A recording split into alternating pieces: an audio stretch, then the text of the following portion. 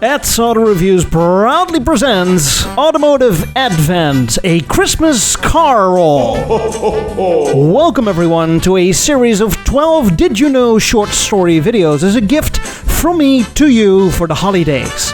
Merry Christmas everyone, and enjoy. Cars are named after all kinds of things, and famous or luxurious places in the world that at least sound expensive are a common choice among car makers, including Park Avenue, which is one of the most expensive streets in New York City. When you think of Park Avenue, you probably think Buick Park Avenue, or maybe even Chrysler, which wasn't a Park Avenue but a couple blocks over, Fifth Avenue.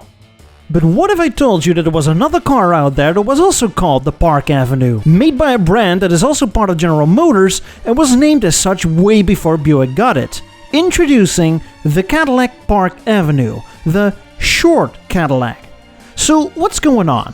For 3 years only, 1961, 1962, and 63, Cadillac would offer a shorter version of their regular models, named the Park Avenue, but also the Town Sedan. And how short is short?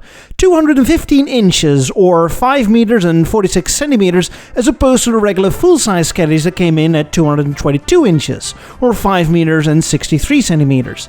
A difference of 7 inches. Might not seem like much, but there are some people out there that think 7 inches is a big deal. In order to make the car shorter, all that Caddy did was cut off a bit of the rear overhang, which was already massive to begin with. So really, only the body was cut, as the Park Avenue still rode on the same wheelbase, with the same interior dimensions, everything was still the same. Only your trunk was a bit shorter. The shorter cars were also marginally lighter than its full-size cousins. But what was the idea behind this? Why was it only offered for 3 years, or really offered at all? Well, American cars grew considerably throughout the 50s. A regular full-size Caddy from the start of the 50s had a length of 214 inches, and by the start of the 60s, 222 inches. So the Park Avenue had almost the exact same length of what was considered a full-size Caddy from 10 years ago. And that is, according to some sources, the reason for its existence. The names Park Avenue and Town Sedan might evoke the image that these Caddies were mostly suited for inner-city use, where space was tight. One source says that it was a perfect Caddy for people with small garages.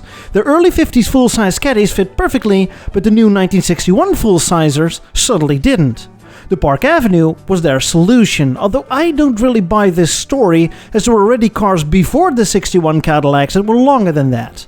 And then there was the argument that some people found the latest cars to be too big and cumbersome to drive and park. All I can say is that when you release a shortened version, you are effectively admitting that your full-size models are, in fact, too big. But hey, what do I know?